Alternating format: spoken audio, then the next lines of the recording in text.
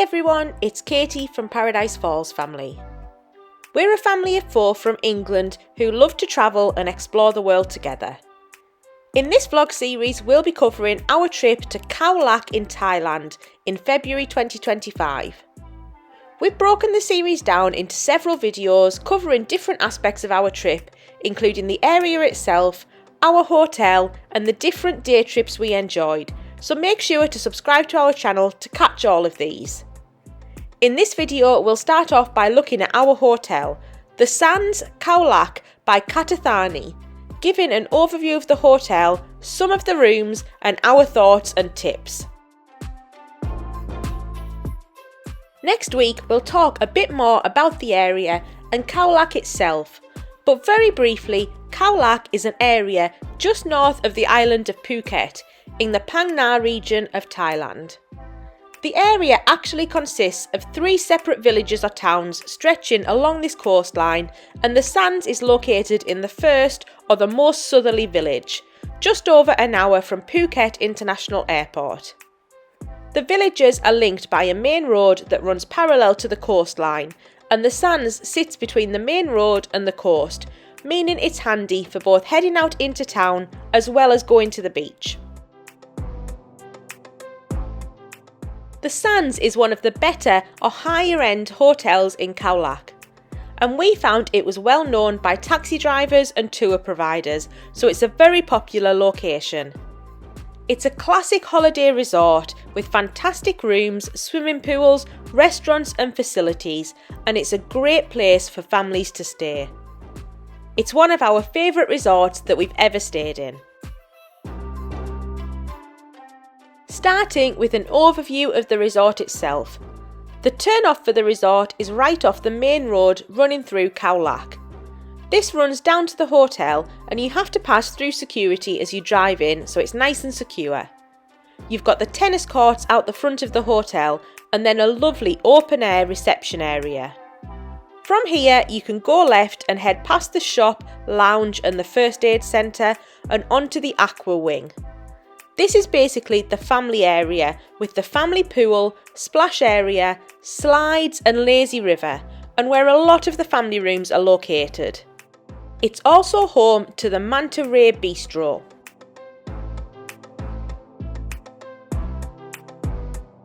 Going back to the reception, behind here is another area, the lagoon wing, with a bar, the lawn and the signature lagoon. This is a lovely peaceful area where you can spot and feed fish twice a day and sometimes see big water monitor lizards basking on the rocks. On the other side of the lagoon is the fitness centre and activity centre, the main restaurant and the spa. Then at the back of the hotel is the final third of the hotel, the seaside wing, and this has the other 2 pools. The first is an adults only swimming pool and the second is the main pool. In between these, there's a giant chess set, a pétanque court and more rooms, including some more swim-up rooms. Behind the main swimming pool, down near the beach, you'll find loads of sun lounges, the beachside spa, which is where you can get a Thai massage, and the Thale restaurant, which looks out over the beach, and it's a lovely spot to enjoy the sunset. Overall, it's a relatively small resort, easy to make your way around, but absolutely lovely and a fantastic place to enjoy your holiday. All of the grounds are incredibly well maintained, everywhere is very clean and the staff are all superb.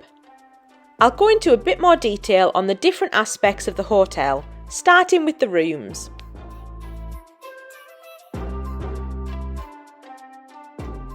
As I've mentioned, there are different wings to the hotel, with different rooms located in different areas of the hotel. We actually ended up staying in 2 different room types, a family swim-up room and a family slide room. The reason being, we'd originally planned to stay at Elephant Hills for a couple of nights in the middle of our trip, but we changed our minds and by then the swim-up rooms were already fully booked. So we got to try out a family slide room instead for a few nights, which although it was a faff moving rooms, it was really fun. Both of these rooms were in the Aqua Wing, which is the family area of the hotel. The swim-up rooms are located on the bottom floor, and the slide room was directly above these. Starting with the swim-up room where we spent most of our stay. This was wonderful. We've never had a swim-up room before, and it was definitely worth the extra cost for us. We absolutely loved it. It was so easy to just pop out onto the balcony and hop in the pool, without having to pack a bag or worry about getting a decent lounger. The pool area was really nice, deep enough for the kids to jump in and play properly, a similar depth to that of the main swimming pool. We actually found that the pool here was pretty quiet, not that busy or used that much, but we loved it and spent most of our swimming time here. It also has slightly longer opening hours than the main pools, open until around 8:30 in the evening, I think. The balcony has a glass barrier and gate, so if you've got really little ones it will help keep them safe, and there's 2 lounges and a couple of stools out here for you all to relax on.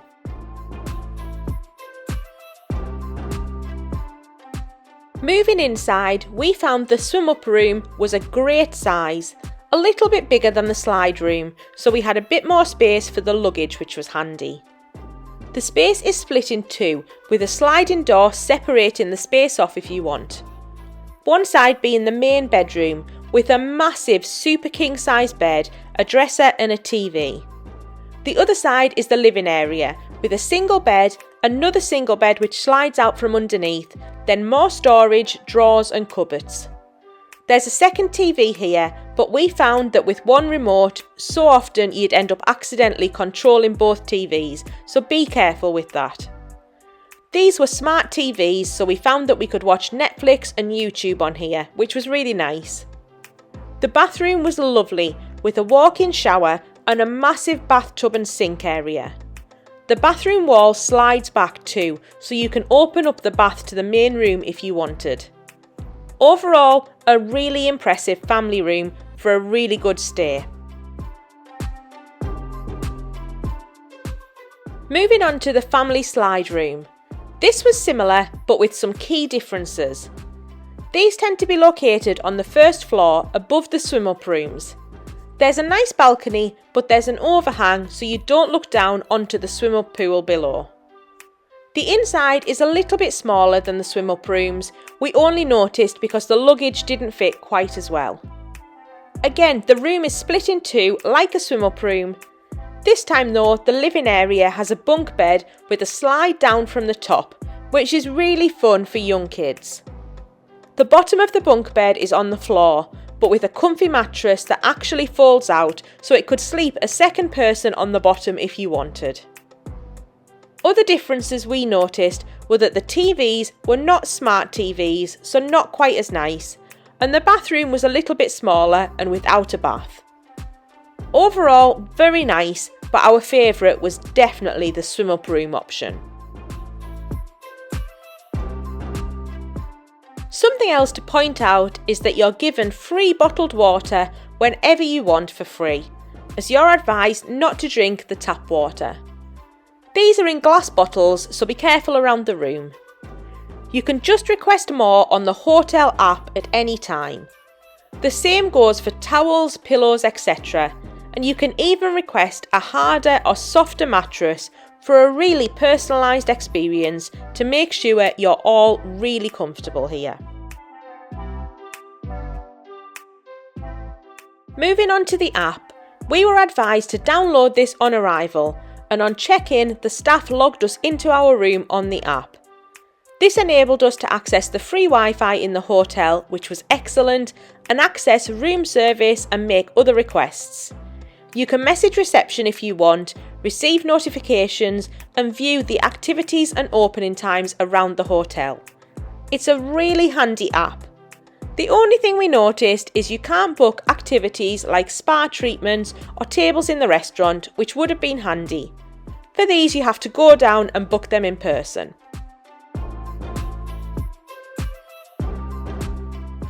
Now let's look at the swimming pools. As I've mentioned, there are 3 in the hotel. An adults only pool, the main pool and the family pool. We spent a little bit of time in the main pool, which is down by the beach and has loads of sun lounges, and the coconut bar, which serves light meals and snacks. You can buy inflatables for the pool, but you're not supposed to use these in the main pool. So we spent most of our time in the swim up room or the family pool. The family swimming pool is excellent. It's a decent size with 2 slides, a lazy river and a splash area for little ones. Note though that the slides and lazy river are only open at certain times of the day, and all of this can be found on the app. There's loads of sun lounges again, a swim up bar, the jellyfish bar, and the manta ray bistro right next to the swimming pool, so you can easily hang out all day here if you want. They also usually have a snack cart here most afternoons, which we tried once and was really nice. A quick mention on the kids' activities while we're covering the family area. This is where you'll find the kids club that was open from 10 AM until 7:30 PM daily for kids aged 4 to 12.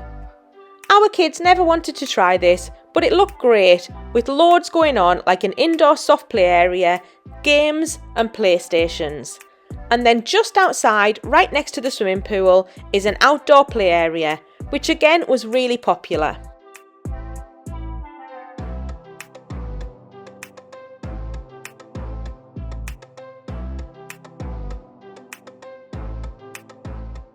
Moving on to food, our rate included breakfast.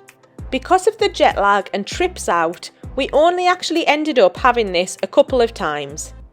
For families, this is served in the main floating market restaurant in the centre of the hotel from 6 AM to 10:30 AM. This is a really lovely space. It's open air with loads of room and it's buffet style for both breakfast and dinner. They also open the Manta Ray Bistro for adults only at breakfast time as well. The breakfast buffet has both Western and local food, so something for everyone, and it was excellent quality. We were even given packed breakfast on checkout, which was really handy as well because we had a super early flight.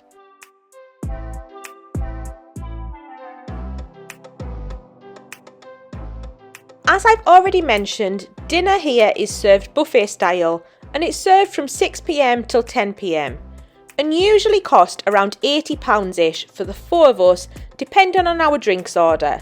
So it was on the pricey side when compared to the cost of a meal out in town, which was more like £30 to £40. However, it was great quality and we ate here a few times when we were too tired to go out after a full day sightseeing or when we wanted the kids to make sure they got a bit more variety and a bit more fruit and vegetables. They often have a different themed night each night, like Thai, Italian, Western, etc. But anytime you visit, the variety is excellent, with something for everyone. They also have live music, which was a really lovely touch. On Valentine's Day, they put on a special event with a fire show down on the lawn, which was really fun. So while there's no particular evening entertainment, having an evening meal here is a really lovely way to spend the night.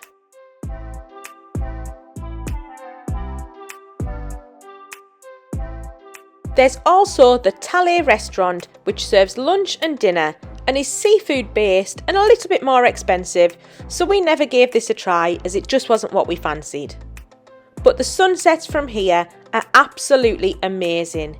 You can just walk down to the beach to see it without eating here as well. Elsewhere you've got pool bars, which I've mentioned, which serve light meals and snacks, a couple more bars dotted around, and then the Manta Ray Bistro. This is kind of like your quick service option for throughout the day.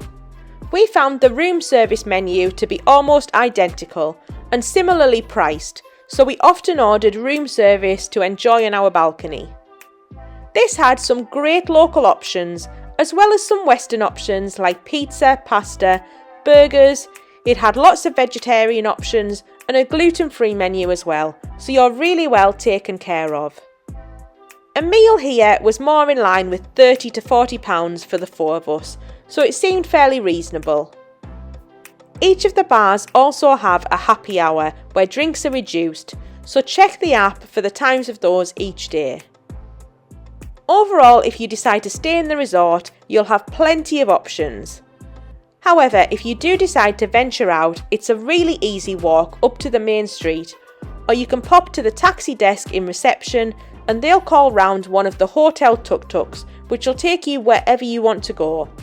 A tuk-tuk into town only cost a few pounds, so it was all very easy and affordable.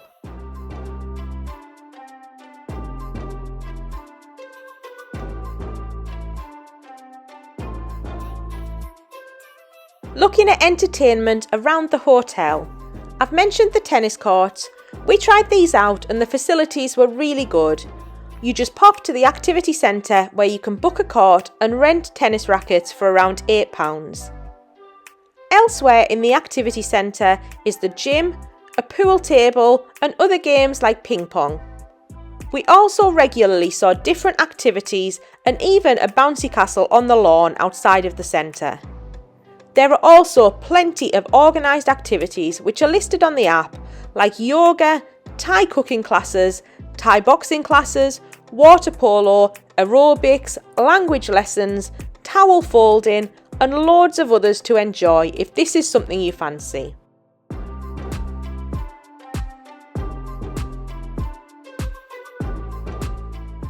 Then finally, there's the spa. I went here a couple of times and had some excellent treatments, which I thought were decent value. A 2-hour package cost about £50. They also offer family and kids treatments, so Eva enjoyed a few hours here enjoying the kids care package, which included a body scrub, massage and facial. Then if you want a Thai massage, these are down by the beach, and we had some free vouchers with our booking, so we enjoyed some of these as well, which were really relaxing.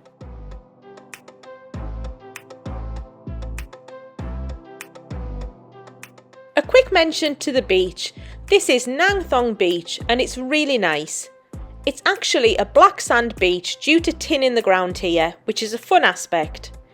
It's a little bit rocky in places and there were lots of jellyfish warnings, but it's still really nice. If you walk just 2 minutes down the beach to the right, there's a nice cove with a little bit more space, some rock pools for the kids to play in, and we found this to be a really nice stretch of beach.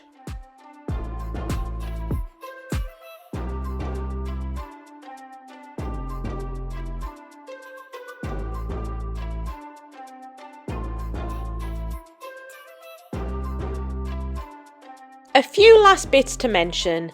The on-site shop was great. It had a good range of souvenirs, toys and then snacks and drinks which were handy ready for our days out. Next door to here is the first aid or medical centre, which we didn't need to use thankfully, but it's good to know that it's there. There's a little lounge which you can use on arrival or on leaving, which was handy when we arrived early in the morning on our first day. They have comfortable sofas and showers and bathrooms here to use, which again would be useful if you've been in the pool and want to clean up before you fly home. And then just outside of here is a little reading area and some communal books that you can enjoy, which I thought was a really nice touch.